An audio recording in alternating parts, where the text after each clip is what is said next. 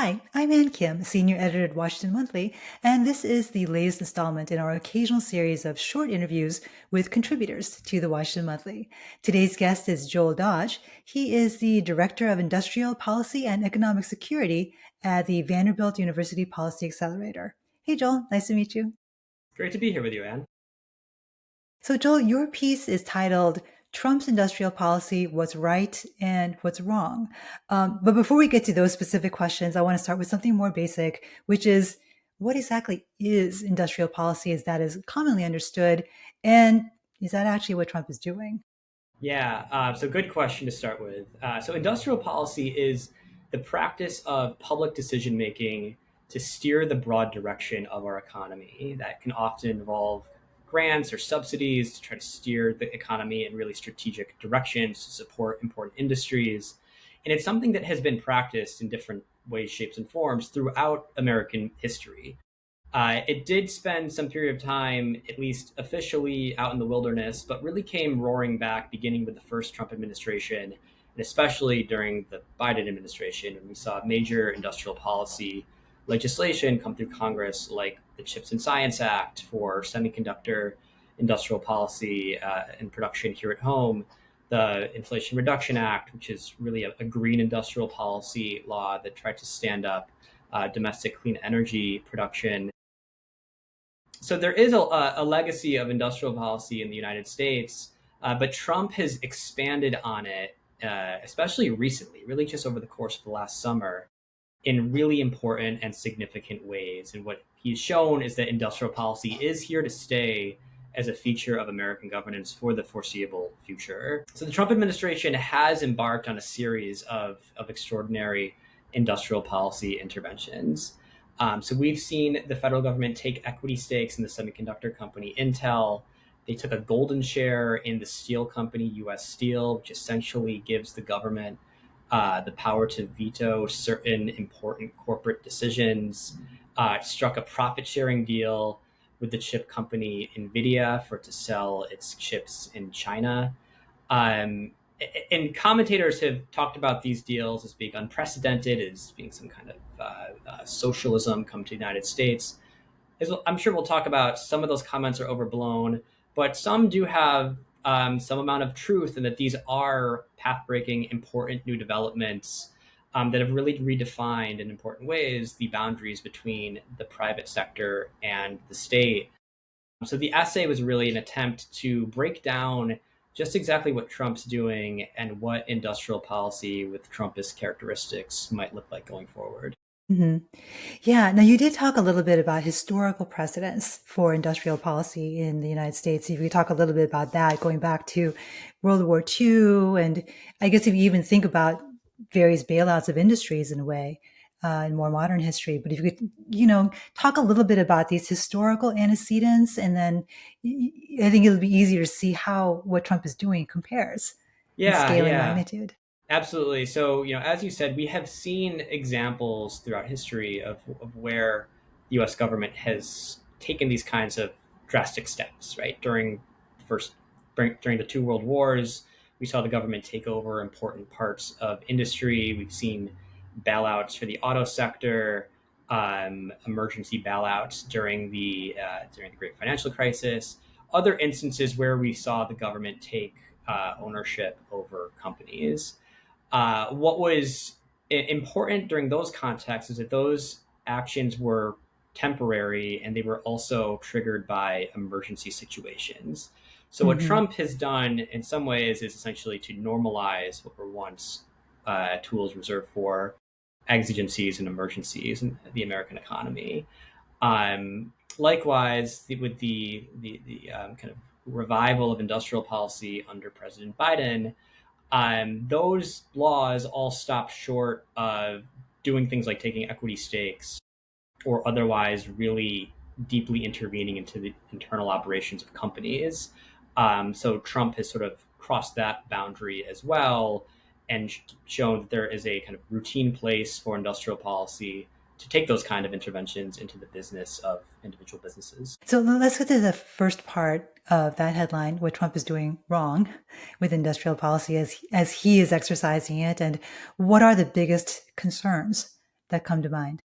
Yeah. So, in terms of what's going wrong here, or where the concerns might be, there are several causes for concern. So, for one, Trump is doing all of this through a form of go it alone industrial policy that is entirely centered on the executive branch and really on himself as the president. Hmm. And that approach just may simply yield worse industrial policy. As we mentioned earlier, under the Biden administration, we saw Congress actively involved in shaping the Inflation Reduction Act and shaping the Chips and Science Act. And so, without real care and deliberation, executive branch only industrial policy can really go off the rails. It can overreach, it can implode. It's just missing the type of democratic legitimacy and the type of safeguards that you get through operating through a normal legislative process.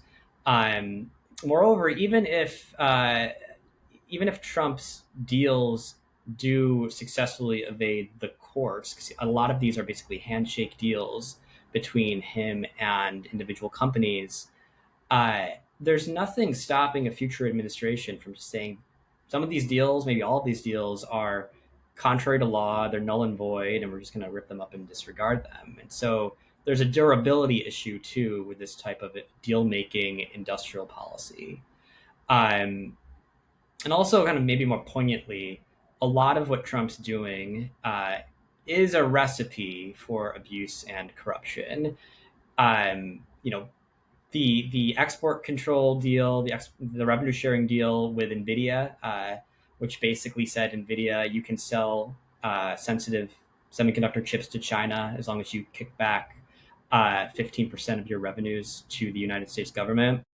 That's essentially a pay to play regime for exporting sensitive technologies to a foreign rival. Not sure that's really the type of thing that we want to encourage. Definitely jeopardizes national security and fair competition, in my view. Trump's engaged in a wide array of personalist policymaking, where these deals are highly dependent on who has access to him, which CEOs and companies he favors and that he's meeting with, and they're coming to Mar-a-Lago, right? So that's also just a recipe for cronyism and corruption and favoritism across the board. Yeah, and well, the New Yeah, York Times had that incredible investigation recently about UAE, this deal with the UAE for chips and the crypto yeah. connection and the very cozy dealings there. Yeah, absolutely. There have been a couple of recent developments that should only give more cause for concern. So, as you mentioned, the Times had reported that there was kind of simultaneously on maybe separate tracks, maybe not. The United Arab Emirates were investing billions of dollars into the Trump family's crypto company, while at the same time the Trump administration was agreeing to give UAE access to highly valuable semiconductor chips for AI development purposes. So that kind of thing certainly could jeopardize industrial policy. We've also seen the Trump administration's anti-immigrant tendencies jeopardizing industrial policy in recent weeks. So we recently saw the Department of Homeland Security raid an EV battery plant that's being built by Hyundai in Georgia, and detain and arrest hundreds of South Korean workers who were there helping to stand up and build this plant.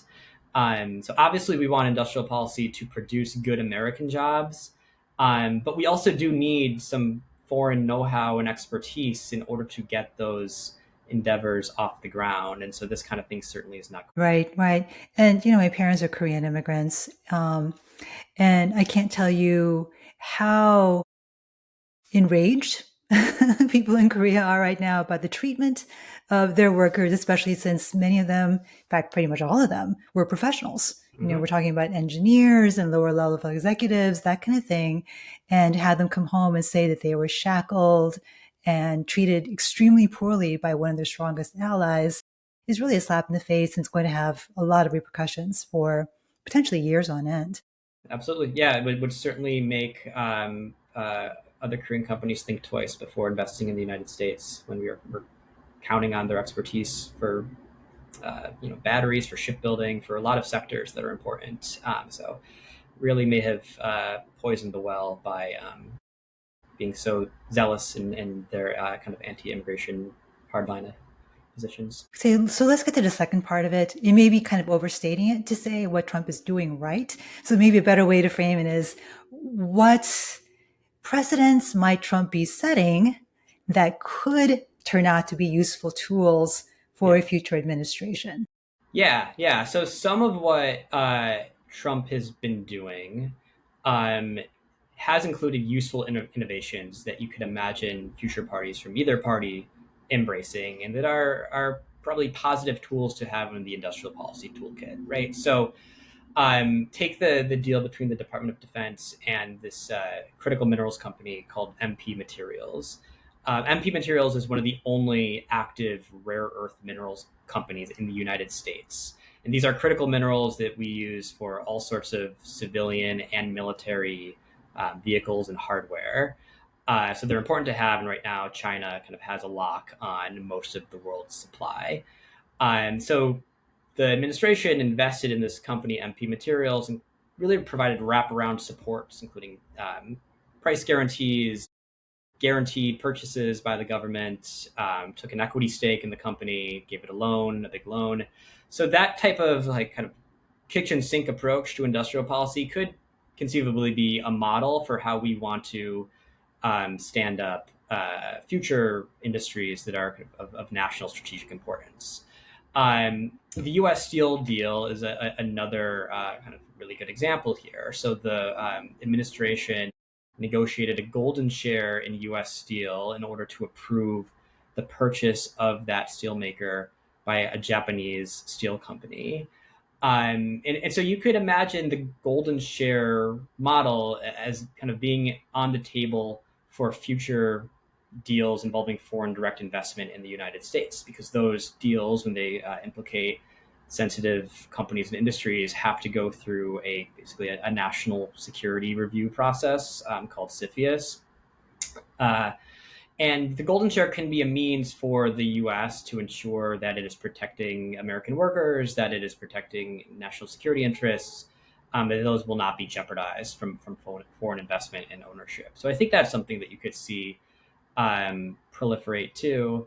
And even though there are real concerns about how the administration went about taking an equity stake in Intel recently, there are also really compelling reasons for the government to take equity stakes in companies, and so that the public gets a direct return on its industrial policy investments. I mean, this was actually originally a Bernie Sanders proposal under the Yeah, Chips and Science right. Act. And so when used in the right context, equity stakes can be a way for the public to get some of the upside when it's funding companies, to ensure that it's not just socializing profits for private corporations. Right, right. But I would imagine that one of the things you'd recommend, though, is to have some safeguards so that we don't have quite the, as you put it, go it alone nature of this kind of deal making. So, what kind of protections would you want to build in if these tools get used in the future? In particular, what kind of role should Congress have, for Yeah. instance? Yeah, no, this is really the big question at this point. And it's really important to kind of like zoom out and remember that this current era where we're re-embracing industrial policy is still very new and nascent. Like if you think back to the Obama administration, industrial policy was just like not on the table. And actually, as I was researching the essay that we're talking about, I found a New York Times story from that period that said that tagging a proposal as industrial policy amounted to a kiss of death in Washington, and that legislators Yeah, won't debate it, won't speak its name. It was like the Voldemort of economic policy in DC. And that was even in the context of the dire straits that the manufacturing sector was in after the Great Recession. So industrial policy has come a long way and had a remarkably quick turnaround in terms of its standing among national policymakers. And they just haven't spent much time thinking through how to apply guardrails to it. So I lay out a few ideas in the essay. For example, you could think about Congress could determine when the government should take equity stakes in private companies. It could set ground rules hmm, around taking golden shares, like which corporate decisions are fair game for the government to have veto power over, and which should be off limits and reserved for the company itself to have sole control. Um, Congress might want to think about stipulating where the revenue from profit sharing agreements goes, and how it should be spent. But more broadly, I think Congress and policymakers need to think through how best to balance making industrial policy effective without it becoming reckless, and how to stand up necessary guardrails without those guardrails then becoming overly proceduralized and bogging down Right. industrial policy with too much sand in its gears. Hmm. Hmm. Yes, and certainly a conflict of interest provision would be helpful to add as well. Absolutely. Yeah. Yeah. Yeah. Well, well, Joel, thank you so much for talking with me today about your article, and best of luck. Thanks so much, Anne. Always a pleasure. Take care.